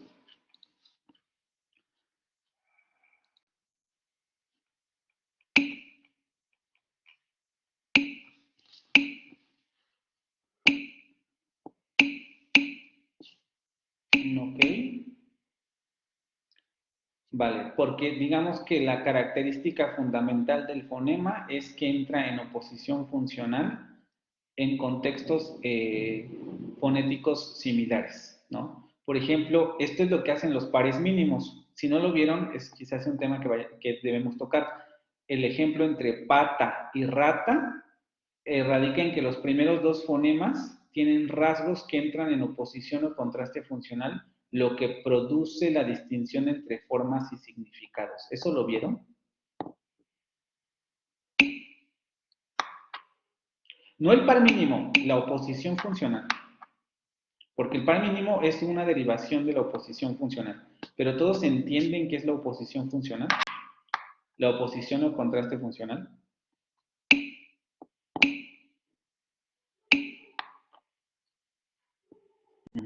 Ok. Distribución complementaria, variación libre, tampoco. Vale.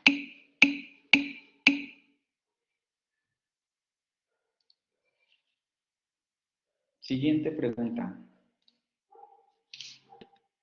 ¿Cuáles son los 3 rasgos fonéticos que caracterizan a una consonante? ¿Quién quiere contestar?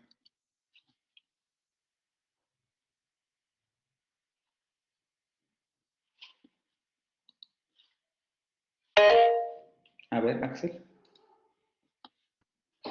Es como lo de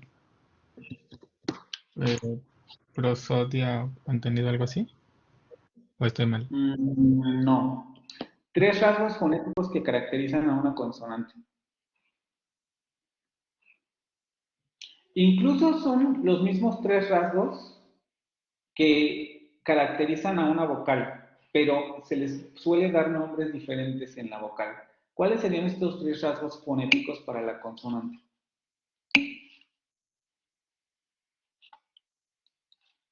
¿Articulación? ¿Articulación en qué sentido? No lo sé, solo articulación. Fíjate, porque cuando me dices articulación, en realidad, pues, es todo, ¿no? Los sonidos, cualquier sonido del lenguaje, sin importar si es fonema, alófono, si es simplemente un sonido gutural, etcétera, es articulado. ¿Cuáles serían las distinciones para la consonante? Alan, Entonación, ritmo y pausas. eso es para una secuencia enunciativa. Para los fonemas, aquí ya me dieron uno, es una de mis exalumnas, sonoridad. Primero, ¿cuál otro? ¿Es lo que es referente del punto de articulación y modo de articulación? Exactamente. Punto de articulación. ¿Quién habló? ¿Perdón? ¿Quién me habló? Paulina Torres Es que Ramos. no me acuerdo. ¿Quién? Ramos, ok. Sí. ¿Todos vieron modo de articulación, punto de articulación y rasgo sonoro sordo? ¿O posición sordo sonoro?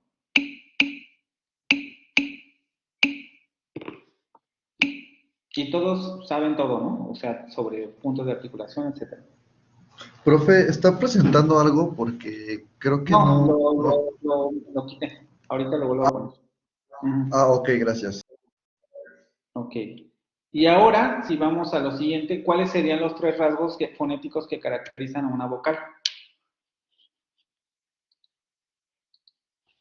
Serían los mismos, solo que sin la sonoridad, ¿no? ¿Por qué la sonoridad no? Porque ahí no se, bueno, no se distingue como tanto si tiene vibración o no tiene vibración alguna vocal, ¿o sí? ¿Todos están de acuerdo con mi compañero?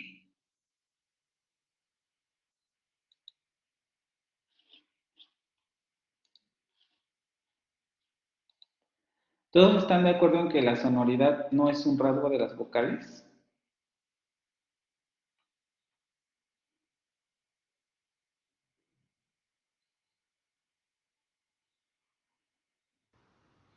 Creo, porque todas serían igual sonoras, ¿no? Exactamente. Pero eso no quiere decir que no sea un rasgo, ¿sí? Quiere decir que por default todas son sonoras. De momento, porque no sé si también vieron que, bueno, eso tiene que ver ya con los diacríticos. No todas las lenguas necesariamente tienen vocales sonoras. Puede haber contextos en donde haya vocales sordas. No se da en francés ni en inglés, pero hay contextos en los que ocurre así. Ok, aquí me dicen labializada y no labializada. Tenemos un tipo de rasgo, pero me faltan otros dos. Ya me dijeron efectivamente que uno tiene que ver con punto de articulación y modo de articulación. Pero en términos de las vocales, ¿cómo traducimos esos elementos? O lo voy a plantear de otra manera. ¿El punto de articulación a qué se refiere en las vocales? Es el punto, valga, ¿no? O sea, el punto en concreto de la boca en donde se pronuncian las palabras, o sea, hablando físicamente para pronunciarlas. No. Paulina Ramos de aquí nos dio la respuesta. Posición de la lengua. Porque acuérdense que en las vocales no hay contacto de órganos. Posición de la lengua. ¿Y el modo de articulación?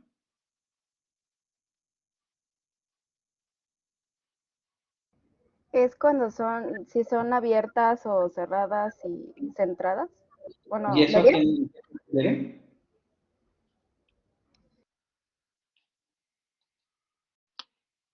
Cuando decimos que una vocal es abierta, ¿a qué nos estamos refiriendo?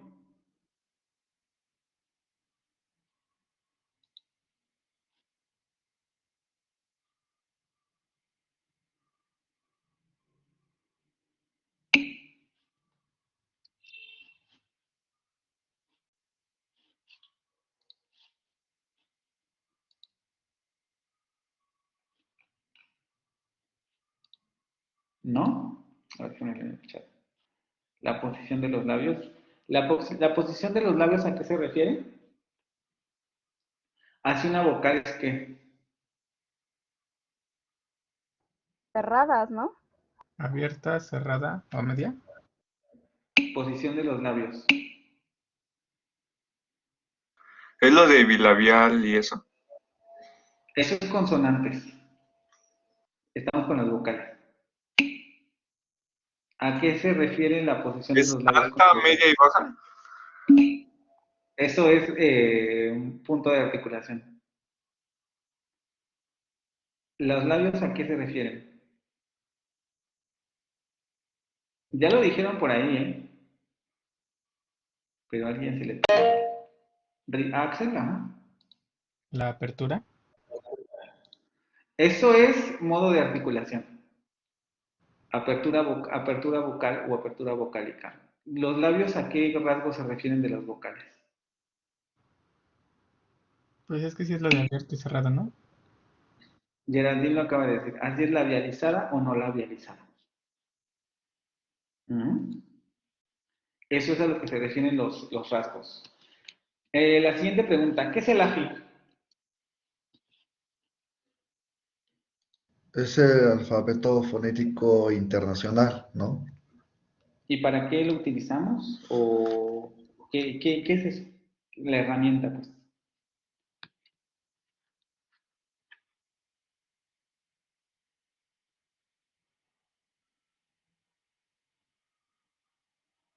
Te perdí, no sé si me sigues escuchando. ¿Se puede para transcribir cualquier lengua?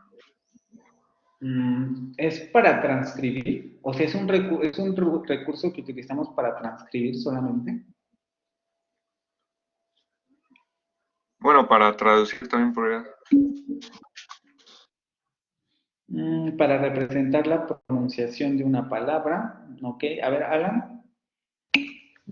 Para representar de forma gráfica los diferentes fonemas en otros idiomas. Exactamente, ¿no? Lo podríamos decir así. Para representar gráficamente los fonemas, más que de otros idiomas, de las lenguas en general, ¿no? Esa sería su función. Después vamos con, según el AFI, ¿cómo se describe la siguiente consonante? ¿Quién me quiere dar la descripción según el AFI?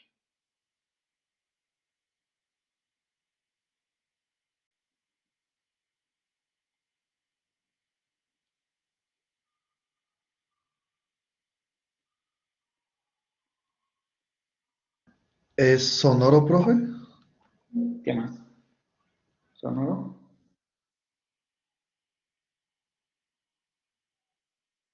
No, pues nomás me acuerdo que era sonora, no me acuerdo si, bueno, si hay más.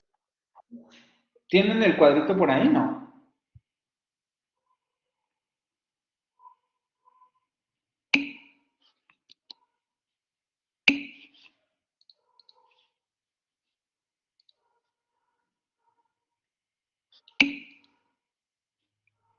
Bilabial, oclusivo, sonoro. ¿Sí? Los tres los dieron ahí en el chat. Ok.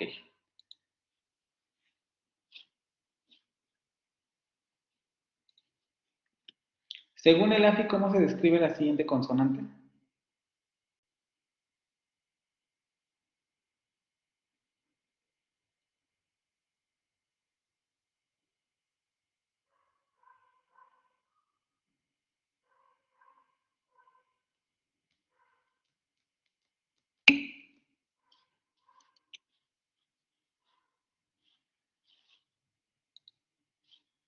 Nasal, ¿qué más? Palatal, ¿qué más?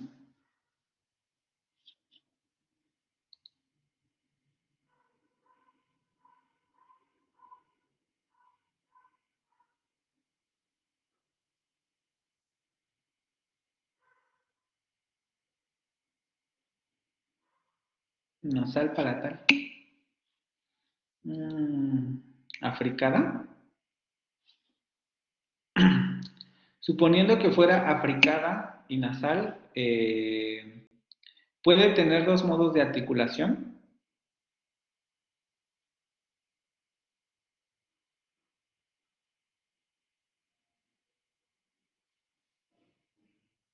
Sensordo, ¿está en la posición en la tabla de los fonemas sordos? Sonoro. Ok, aquí sí voy a hacer la pregunta. ¿Quién vio el AFI y eh, quién cree que lo sabe usar correctamente o quién cree que le enseñaron a utilizar correctamente el AFI? Su composición, cómo está estructurado, qué es lo que representa, cómo identificar un fonema y describirlo. ¿Todos vieron eso?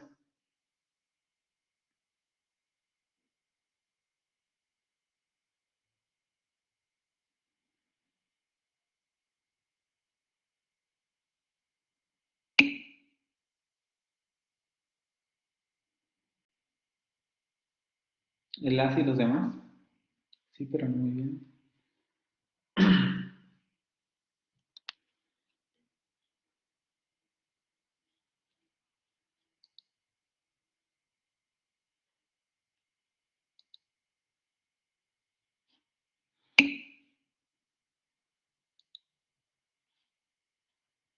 O sea, solamente escribir el fonema, pero no describirlo.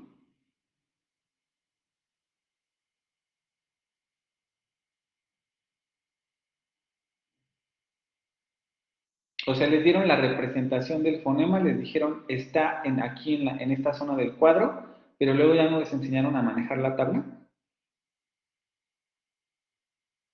Ni la importancia de manejar la tabla.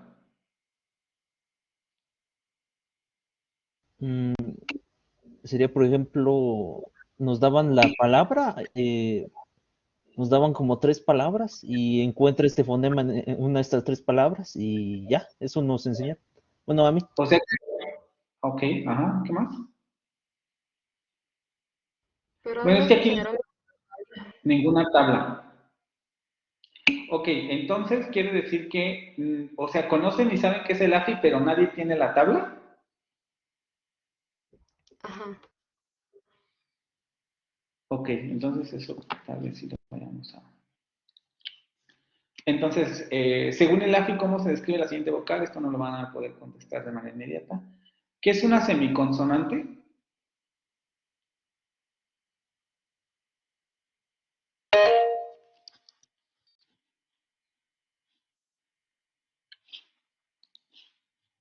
A ver, Axel. Una letra que, bueno, de hecho creo que también son conocidas como semivocales. En ciertos casos pueden servir como vocales y en ciertos otros como consonantes, como la Y, si no me equivoco. Ok, ¿y sabes en qué contextos ocurre una u otra? Supongo que en la combinación con otras letras. ¿Y en qué combinación con otras letras, en qué sentido? O Mm, sea, lo voy a poner de otra forma. ¿En qué contexto funciona como una semiconsonante y en qué contexto funciona como una semivocal? Creo que tiene más sonido vocálico cuando está junto a consonantes y tiene más sonido consonántico cuando está junto a vocales. Ok. ¿Cuál de los siguientes fonemas es una semiconsonante?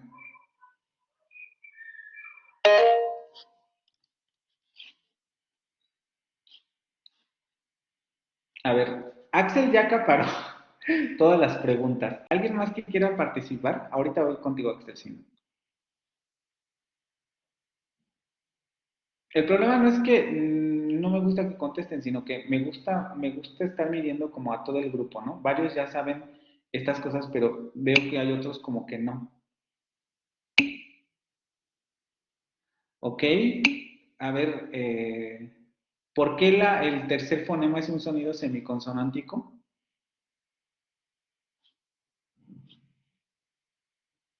¿O podría funcionar como un sonido semiconsonántico?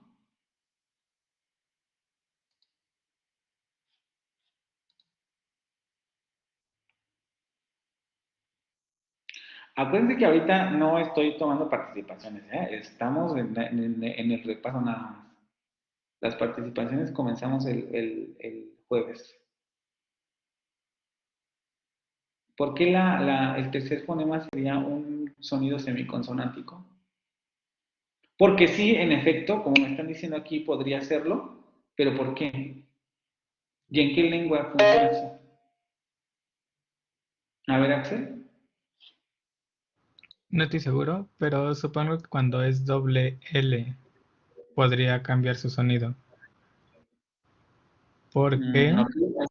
Ajá. la pronunciación es bastante distinta y ya se asemeja a la de la Y.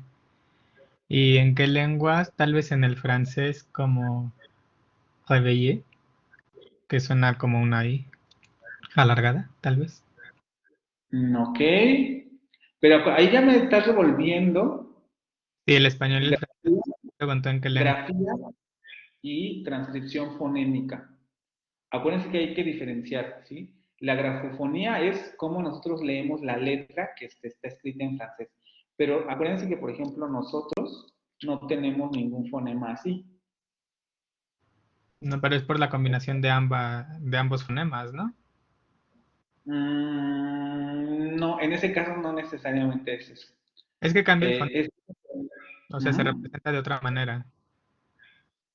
No, es que tiene que ver con otra situación, porque incluso lo que me dijiste sobre la posición de la semiconsonante es incorrecto, no tiene que ver con si está ante un sonido vocálico o consonántico, tiene que ver con su posición relativa con relación a las vocales. Ujú. O sea, si está antes, lo iremos viendo por si los demás tampoco lo han visto, ¿no? Si está antes de una vocal, funciona como una semiconsonante, si está después de una vocal, funciona como una semivocal. Bueno, Sí, tiene que ver con posición al interior de la sílaba. Eh, ¿Qué rasgo fonético opone a los siguientes fonemas? Ya para ir terminando, ya son mis 52.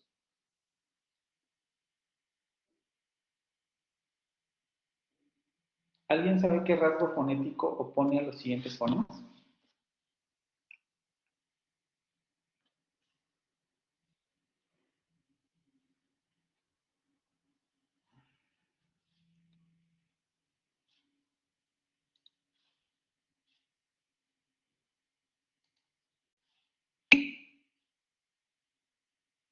No, no te odio. Lo que pasa es que necesito que los demás también participen, por lo menos ahorita, para saber cómo vienen todos. Ajá. ¿Nadie más?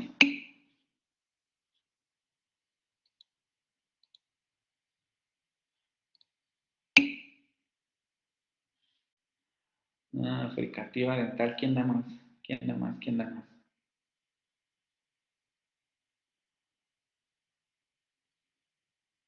¿No? Digo, en algún momento hay que atinarle, ¿no? Entonces, la oposición está entre que uno es sordo y uno es sonoro, pero no está como del todo claro, ¿no? Ok, vamos a dejar estas preguntas ya, porque ya son 10:53 y ya medimos lo de la misión y la filosofía, solamente para realizar a lo mejor un breve sondeo con relación. Hay varios que parece ser que ya manejan estos temas, pero veo que otros están como muy... a mis alumnos o los que tuve en el curso pasado, tampoco va a dirigir esta pregunta para ustedes porque nosotros lo revisamos. Entonces, teóricamente, aunque por lo que estoy viendo no que no está bien manejado, teóricamente ya lo sabrían también los compañeros que participaron mucho. Pero mi pregunta es, aquí hay tres temas fundamentales que revisé para el asunto de la materia. Primero, la definición y el comportamiento de lo que es un fonema con relación tanto a sus rasgos como a su funcionamiento frente a una lengua. Creo que no va a estar de más hacer un repaso, pero sí me gustaría saber si todos, digo, lo tenemos que ver por el asunto del programa, pero me gustaría saber si todos están generalmente de acuerdo para hacer este repaso. Sobre el fonema y su funcionamiento. Vamos a ver distribución complementaria, variación libre, contraste funcional, oposición funcional, etc.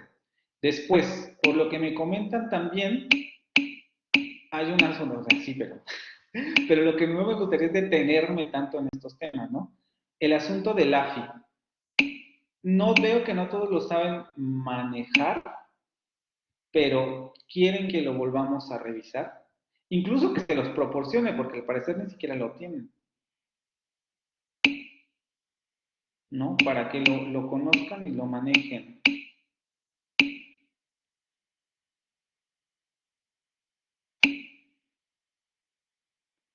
Ok, entonces vamos a hacer la revisión.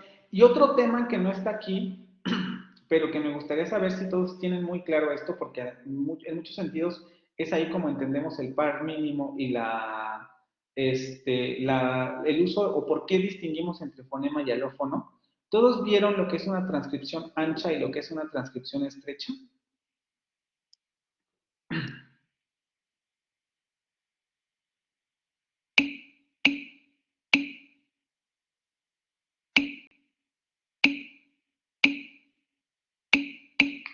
ver, los de mi curso anterior no me pueden decir que no, porque sí lo vimos. Le dedicamos le dedicamos como 2 sesiones a ver la transcripción ancha y estrecha. ¿Sí?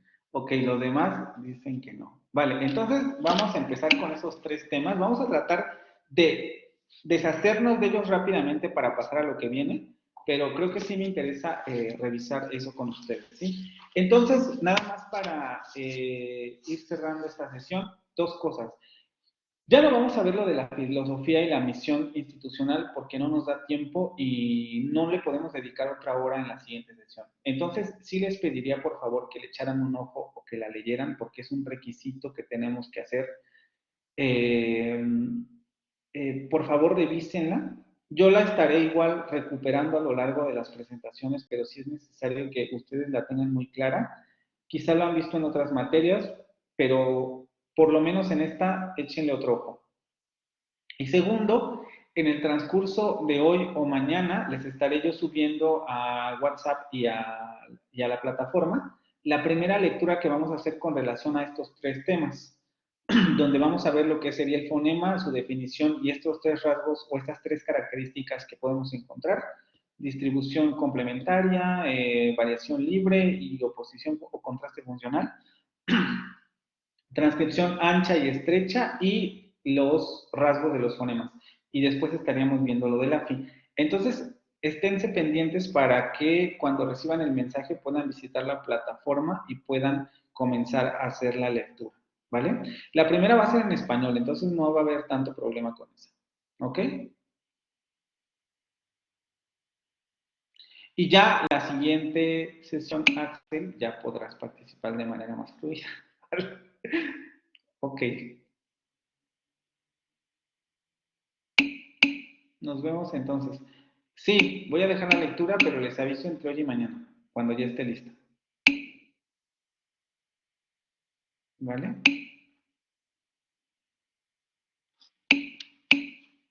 Vale, entonces nos vemos el jueves.